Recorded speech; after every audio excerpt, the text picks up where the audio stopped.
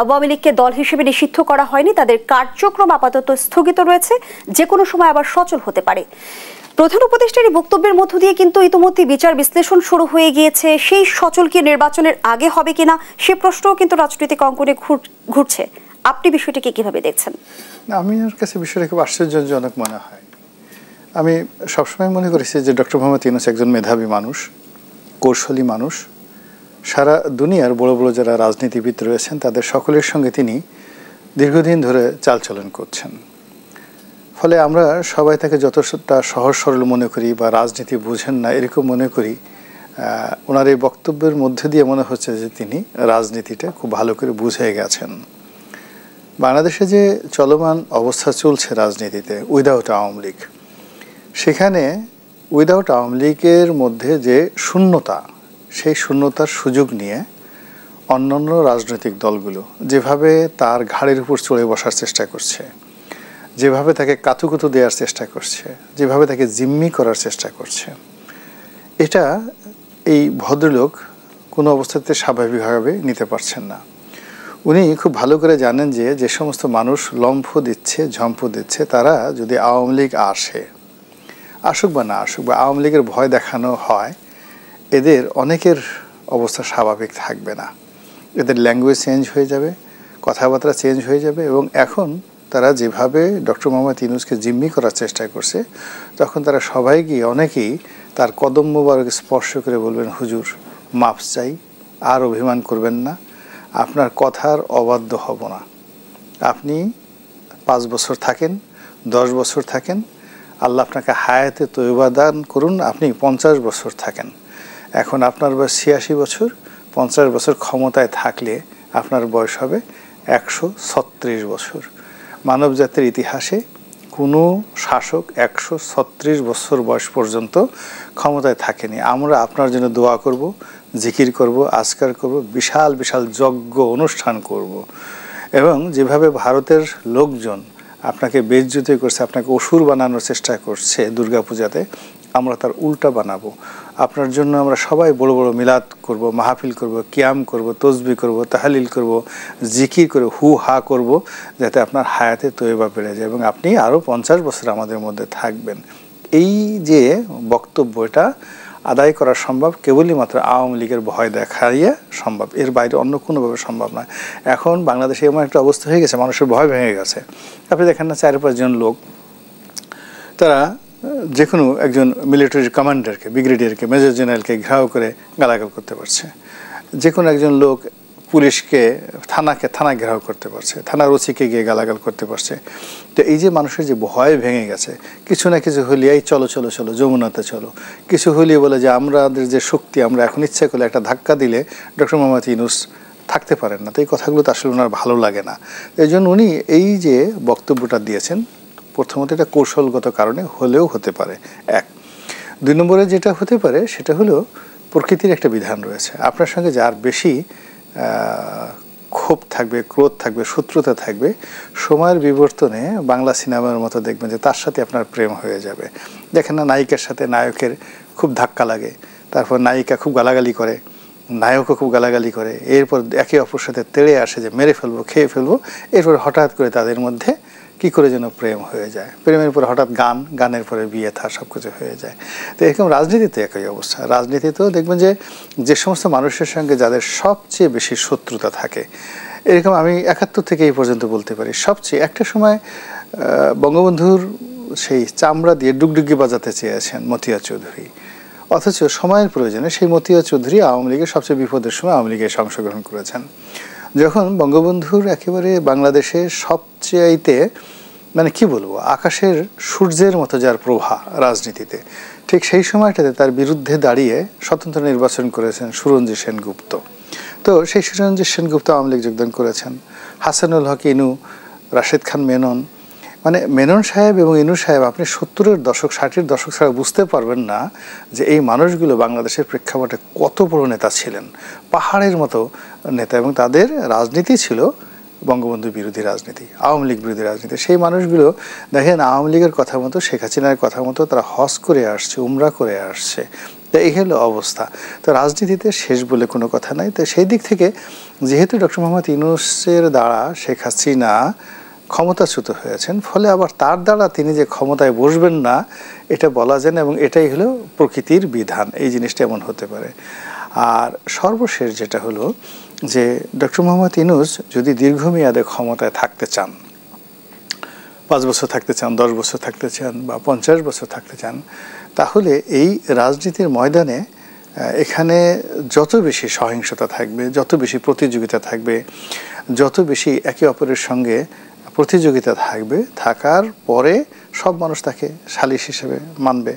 এখন বাংলাদেশে যে অবস্থায় হোক না কেন, ধরুন শেখ হাসিনা এলেন না, শেখ পরিবারও এলো না, কেবলমাত্র আওয়ামী লীগকে রাজনীতি করার অনুমোদন দেওয়া হলো এবং আওয়ামী লীগ অফিস খুলে দেওয়া হলো এবং পুলিশ প্রশাসন নিউট্রাল করে দেওয়া হলো যে ঠিক আছে, পুলিশ সেনাবাহিনী ওখানে যাবে না, গুলিস্তানে পুলিশ সেনাবাহিনী যাবে না, আওয়ামী লীগের লোক মানে ওখানে বসে মিছিল মিটিং করতে পারবে।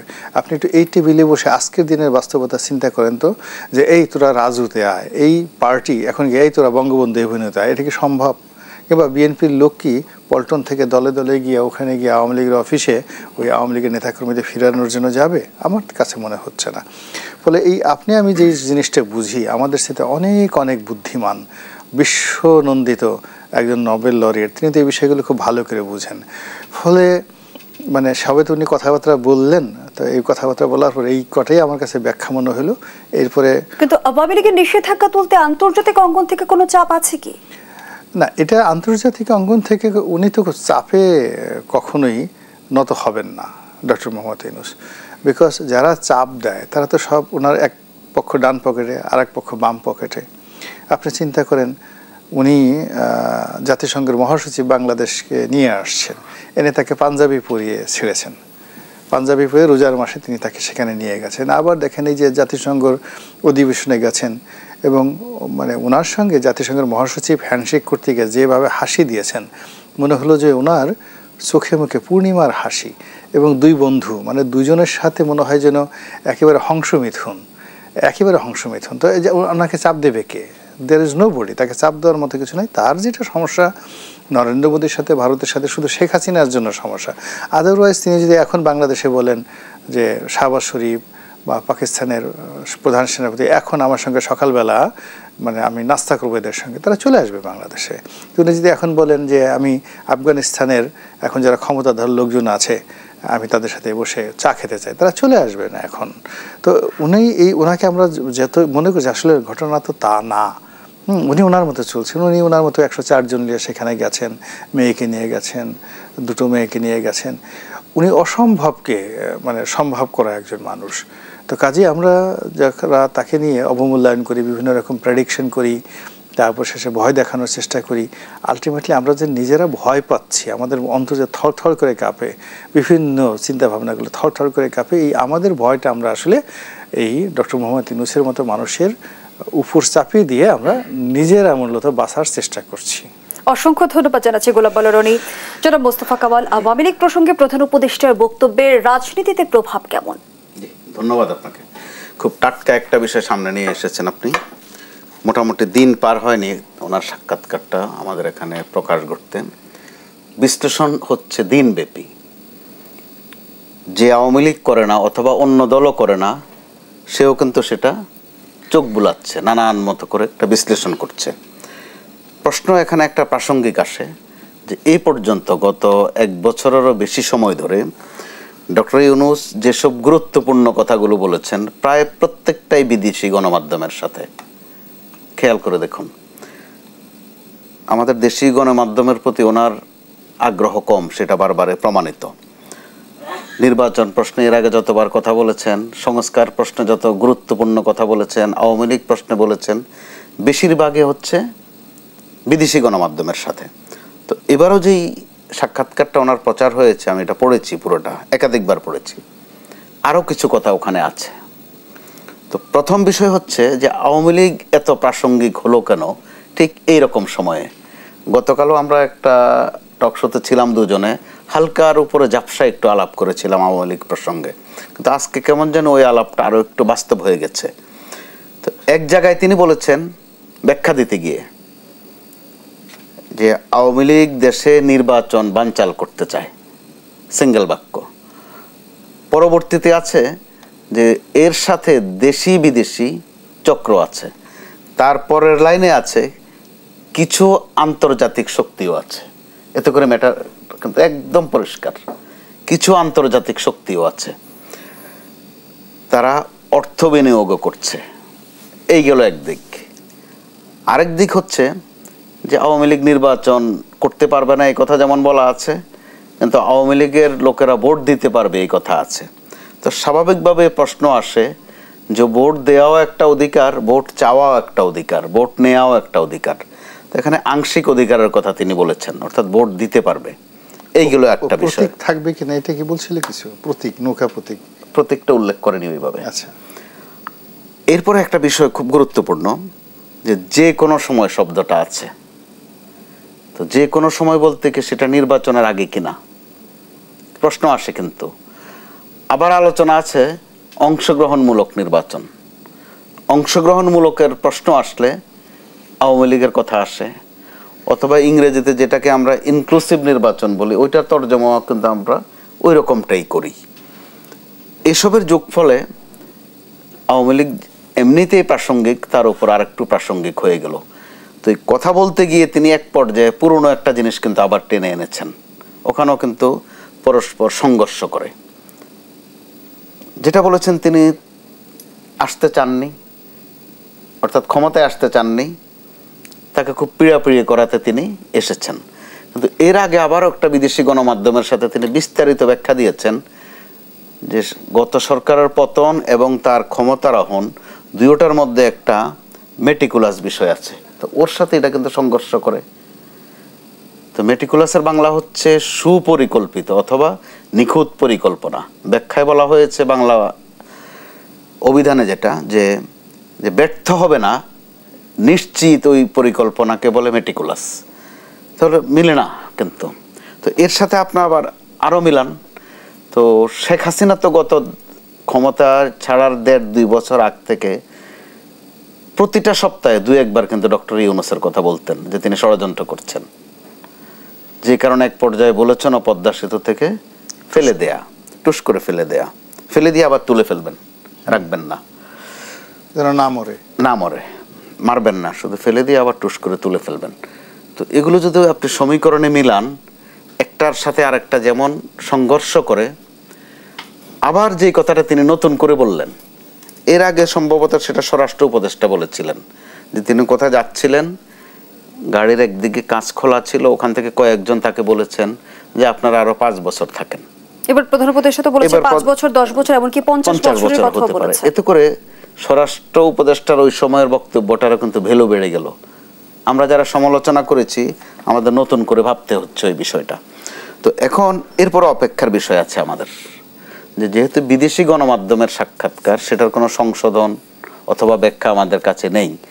প্রধান উপদেষ্টার তথ্যাবলী দেশে আমরা কিন্তু ওনার মাধ্যমে পাই না, গণমাধ্যম কর্মীরা, আমরা পাই ওনার প্রেস উইংয়ের মাধ্যমে। যে কারণে গণমাধ্যমের জায়গা থেকে আগামী কয়েকটা দিন আমাদের জন্য একটু অপেক্ষা করতে হবে যে তার প্রেস উইং কি ব্যাখ্যা দেয়। হয়তো বলবেন যে তিনি কি বোঝাতে চেয়েছিলেন, যে তিনি আসলে এটা বলেননি। আমি মোটামুটি নিশ্চিত হয়ে বলছি সেই বক্তব্যে কিন্তু আরো একটি অংশ আছে যে মানুষ বলছে আপনি ক্ষমতায় থাকুন, নির্বাচনের কি দরকার, কারা আসলে নির্বাচনের প্রয়োজনীয়তা অনুভব করছে না, সে আলোচনায় ফিরবো বিরতির পর। তো সুদেশ সাম্প্রতিকের এই পর্যায়ে একটা বিরতি নিচ্ছি, সাথেই থাকুন। আবারও আমন্ত্রণ, আপনারা দেখছেন দেশ টেলিভিশনের নিয়মিত আয়োজন দেশ সাম্প্রতিক, নিবেদন করছে আড়াইল অ্যাঙ্গেল চ্যানেল আর স্কোয়ার বার। আমরা আবারও ফিরছি আলোচনায়। মোস্তফা কামাল, যে প্রশ্ন রেখে বিরতিতে গিয়েছিলাম, অন্তর্বর্তী সরকার 6 মাসের মধ্যে নির্বাচন দিয়ে থাকে, বাংলাদেশে কেন 18 মাস সময় লাগছে? এমন প্রশ্নের জবাবে প্রধান উপদেষ্টা জানিয়েছেন যে মানুষ বলছে যে আপনি 5 বছর থাকুন, 10 বছর থাকুন, এমনকি 50 বছর থাকুন। সেই সঙ্গে প্রধান উপদেষ্টা আরো একটি বিষয় যুক্ত করেছেন যে মানুষ বলেছে আপনি ক্ষমতায় থাকুন, নির্বাচনের কি দরকার, নির্বাচনের প্রয়োজনীয়তা কারা বোধ করছেন না। এর জবাব তিনি এই বক্তব্য দেওয়ার আরো আগেই কিন্তু বলেছেন, মাসখানেক আগে বলেছেন নির্বাচনের বিকল্প কেউ যেন না ভাবেন, ভাবলে সেটার পরিণতি ভয়ঙ্কর হবে। অর্থাৎ প্রশ্নের আগে জবাব তিনি দিয়ে ফেলেছেন। এখানে একটা বিষয় আছে যেটা আওয়ামী লীগ প্রশ্নে তিনি কিন্তু একটা ফাঁক রেখেছেন বক্তব্যের মধ্যে। ওখানে প্রশ্ন এসেছিল যে আওয়ামী লীগ কে নির্বাচন করতে পারবে কিনা যে কোনো সময় দৃষ্টে। তিনি সেই দায়টা চাপিয়ে দিয়েছেন নির্বাচন কমিশনের উপর। আবার নির্বাচন কমিশনও কিন্তু আগাম জবাব দিয়ে রেখেছে যে এটা রাজনৈতিক দলগুলোর বিষয়। অর্থাৎ আমরা ধারণা করছি আগামী কিছুদিনের মধ্যেই এ নিয়ে একটা বাহাস বসবে। আর যে বাহাসটা গত 1 বছর ধরে মোটামুটি চলছে রাজনৈতিক দল নিষিদ্ধের প্রশ্নে, প্রধান দল বিএনপি তারা তাদের বক্তব্যটা কিন্তু শুরু থেকেই পরিষ্কার রাখছে যে তারা কোনো রাজনৈতিক দল নিষিদ্ধের পক্ষে নয়। এই নিয়ে কিন্তু তাদের শরিকদের সাথে, বিশেষ করে জামাত সহ কয়েকটি দলের সাথে তাদের একটা বিরোধ যাচ্ছে। আর আপনি যে আন্তর্জাতিক চাপের কথা বলছেন, ঠিক চাপ না হলেও একটা প্রাসঙ্গিকতা আছে। জাতিসংঘের যে রিপোর্টটা ছিল আমাদের এখানে গণহত্যা বা মানবতা বিরোধী অপরাধের নিয়ে, সেখানে স্পষ্ট বলা ছিল যে যারা হত্যায় জড়িত ছিল বা নানান অপকর্মে জড়িত ছিল তাদের বিচার হোক, কিন্তু কোনো দল যেন নিষিদ্ধ না হয়। তো সেটাকে আমরা পরামর্শ হিসাবেও নিতে পারি। আর আজকের বাস্তবতায় মনে হচ্ছে ওইটা একটা চাপ, পরামর্শটাকে চাপ মনে হচ্ছে আজকের বাস্তবতায়। তো এরকম একটা অবস্থায় নির্বাচন যত ঘনিয়ে আসবে সম্ভবত আমাদের সামনে এ ধরনের উপাদান আরও আসবে। তো একটা পর্যায়ে গিয়ে আমাদের অনেক সমীকরণে মিলাতে হবে। হাইপোথেটিক্যালি যেটা রনি ভাই বললেন যে কার সাথে কার সম্পর্ক কিভাবে হয়, রাজনীতিতে কিন্তু এটাই বাস্তব। আবার কূটনীতিতে দেখেন, এটা উল্লেখ করতে হয় আজকে, প্রফেসর ডক্টর ইউনূস যখন যেখানে যাচ্ছেন একটা গিফট দিচ্ছেন বিভিন্ন জনকে, সেই গিফটটা হয় সাধারণত গ্রাফিতি। অর্থাৎ জুলাই আগস্টের আন্দোলনের বিভিন্ন ছবি, বিভিন্ন বক্তব্য ধরে যেই একটা গ্রাফিতি তৈরি করা হয়েছে ওটা দেন। কিন্তু ভারতে তিনি যখন গেছেন নরেন্দ্র মোদীকে কিন্তু গ্রাফিতি দেননি, তাকে দিয়েছেন যে কখন কোথায় যেন নরেন্দ্র মোদীর সাথে তার দেখা হয়েছিল, কথা হয়েছিল, সেটার একটা ছবি। ওখানেও কিন্তু আমরা একটা মেসেজ কিন্তু পাচ্ছি যে অর্থাৎ সম্পর্কের ক্ষেত্রে একটা ভিন্নতা আছে। ভারতের সাথে আমরা নানান কথা বলি, আবার বাস্তবতা হচ্ছে ওবায়দুল কাদেরের ভাষায় তলে তলে কিছু ফাংশনও কিন্তু আছে।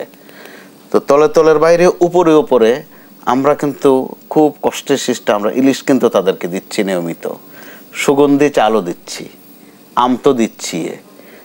এর বিপরীতে দেখেন একটা সময় পর্যন্ত ব্যাপক প্রচারিত ছিল যে দেশটা বিক্রি করার চুক্তি হয়ে গেছে ভারতের সাথে, এবং এমন কিছু চুক্তি আছে যেগুলো প্রকারান্তরে দেশ বিক্রির পর্যায়ের। কিন্তু আমরা গত 1 বছরে দেখলাম কোনো চুক্তি কিন্তু বাতিল হয়নি, এগুলো কথার কথাই ছিল এক সময়ের জন্য। যে কারণে ভারতের সাথে এই সরকারের সম্পর্কটা শেষ পর্যায়ে আসলে কোন পরিস্থিতিতে যাবে ওইটাও কিন্তু আমাদের একটা ভাবনার বিষয়, এখনই ভাবতে হচ্ছে এই প্রাসঙ্গিকতা করে কেন্দ্র করে। বিপরীত দিক থেকে দেখেন শেখ হাসিনা এখন পর্যন্ত তিনি কোনো ভুল করেছেন বা তার কোনো বিচ্যুতি হয়েছে এই ধরনের বিষয়ে ক্ষমা চাননি, তার মানে তিনিও তার জায়গায় অটল আছেন। একইভাবে যখন ক্ষমা চাওয়ার প্রশ্ন আসে আমরা কিন্তু প্রশ্ন করি না যে ক্ষমা চাওয়াটা কি জন্য, ক্ষমা করে দেওয়ার জন্য নাকি ক্ষমা চাইলাম তো চাইলাম হয়ে গেল।